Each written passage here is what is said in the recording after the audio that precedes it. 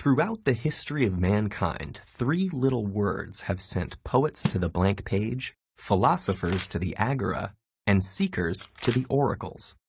Who am I? From the ancient Greek aphorism inscribed on the Temple of Apollo, "Know thyself," to the Who's rock anthem, "Who are you?" Philosophers, psychologists, academics, scientists, artists, theologians, and politicians have all tackled the subject of identity. Their hypotheses are widely varied and lack significant consensus. These are smart, creative people. So what's so hard about coming up with the right answer? One challenge certainly lies with the complex concept of the persistence of identity. Which you is who? The person you are today, 5 years ago, who you'll be in 50 years? And when is am? This week? Today? This hour? This second? And which aspect of you is I? Are you your physical body, your thoughts and feelings, your actions? These murky waters of abstract logic are tricky to navigate, and so it's probably fitting that to demonstrate the complexity, the Greek historian Plutarch used the story of a ship. How are you I?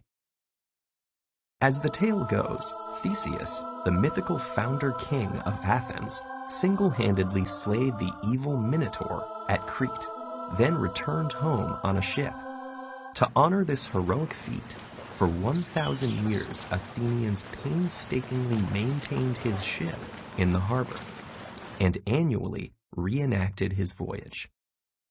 Whenever a part of the ship was worn or damaged, it was replaced with an identical piece of the same material, until at some point no original parts remained. Plutarch noted the ship of Theseus was an example of the philosophical paradox revolving around the persistence of identity. How can every single part of something be replaced, yet it still remains the same thing? Let's imagine there are two ships. The ship that Theseus docked in Athens, Ship A, and the ship sailed by the Athenians 1,000 years later, Ship B. Very simply, our question is this: does A equal B?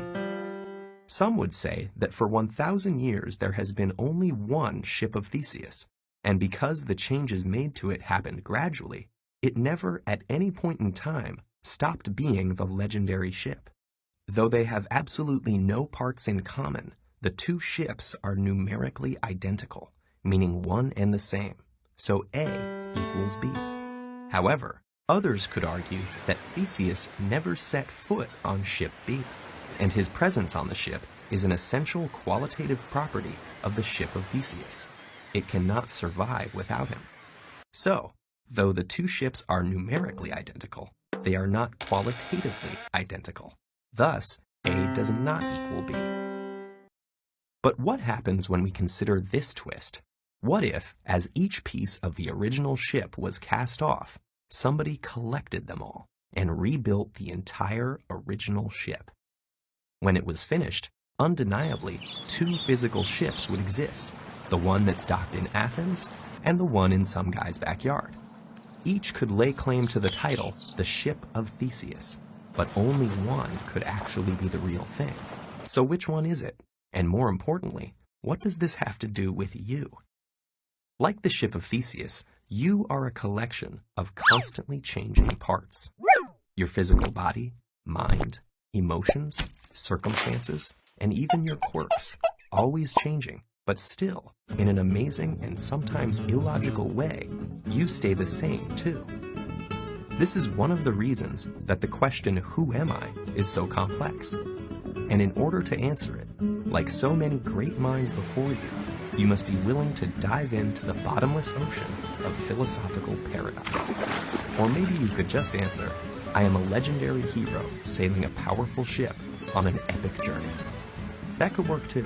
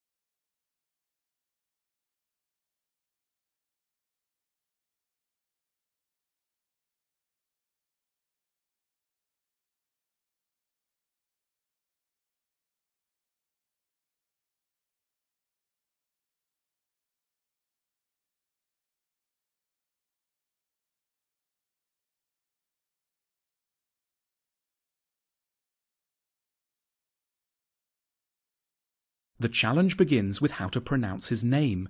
The first bit should sound like ni, the second like cha, Nietzsche. Then we need to get past some of his extraordinary and provocative statements. What doesn't kill me makes me stronger. God is dead, and we have killed him. And his large moustache. But when we do, we'll discover a thinker who's intermittently enchanting, wise, and very helpful. Friedrich Nietzsche was born in 1844 in a quiet village in the eastern part of Germany, where his father was the priest. He did exceptionally well at school and university, and so excelled at ancient Greek that he was made a professor at the University of Basel when still only in his mid-20s. But his official career didn't work out. He got fed up with his fellow academics, gave up his job, and moved to Sils Maria in the Swiss Alps, where he lived quietly, working on his masterpieces, among them The Birth of Tragedy, Human All Too Human, The Gay Science, Thus Spoke Zarathustra, Beyond Good and Evil, On the Genealogy of Morals. He had lots of problems. He didn't get on with his family. I don't like my mother, and it's painful even for me to hear my sister's voice. Women kept rejecting him. His books didn't sell. And when he was only 44, he had a mental breakdown, precipitated when he saw a horse in a Turin street being beaten by its driver, and ran over to embrace him, shouting, "I understand you." He never recovered, and died 11 sad years later. But his philosophy was full of heroism and grandeur. He was a prophet of what he called Selbstüberwindung, or self-overcoming, the process by which a great-souled person, what he called an Übermensch, rises above their circumstances and difficulties to embrace whatever life throws at them. He wanted his work to teach us, as he put it, how to become who we really are. His thought centres around 4 main recommendations. 1. Own up to envy. Envy is, Nietzsche recognised, a big part of life. Yet the lingering effects of Christianity generally teach us to feel ashamed of our envious feelings. They seem an indication of evil, so we hide them from ourselves and others. Yet there's nothing wrong with envy, maintained Nietzsche, so long as we use it as a guide to what we really want. Every person who makes us envious should be seen as an indication of what we could one day become. The envy-inducing writer, tycoon, or chef is hinting at who you are capable of one day being. It's not that Nietzsche believed we always end up getting what we want. His own life had taught him this well enough. He simply insisted that we must face up to our true desires, put up a heroic fight to honour them, and only then mourn failure with solemn dignity. That is what it means to be an Übermensch. 2. Don't be a Christian. Nietzsche had some extreme things to say about Christianity. In the entire New Testament, he wrote, there is only one person worth respecting, Pilate, the Roman governor. It was knockabout stuff, but his true target was more subtle and more interesting. He resented Christianity for protecting people from their envy. Christianity had, in Nietzsche's account, emerged in the late Roman Empire, in the minds of timid slaves who'd lacked the stomach to get hold of what they really wanted, and so had clung to a philosophy that made a virtue of their cowardice. He called this Sklavenmoral. Christians, whom he rather rudely termed die Herde, the herd, had wished to enjoy the real ingredients of fulfillment, a position in the world, sex, intellectual mastery, creativity, but they'd been too inept to get them. They'd therefore fashioned a hypocritical creed, denouncing what they wanted but were too weak to fight for, while praising what they didn't want but happened to have. So, in the Christian value system, sexlessness turned into purity, weakness became goodness, submission to people one hates became obedience, and, in Nietzsche's phrase, not being able to take revenge turned into forgiveness. Christianity amounted to a giant machine for bitter denial. 3. Never drink alcohol. Nietzsche himself drank only water, and as a special treat, milk, and he thought we should do likewise. He wasn't making a small, eccentric dietary point.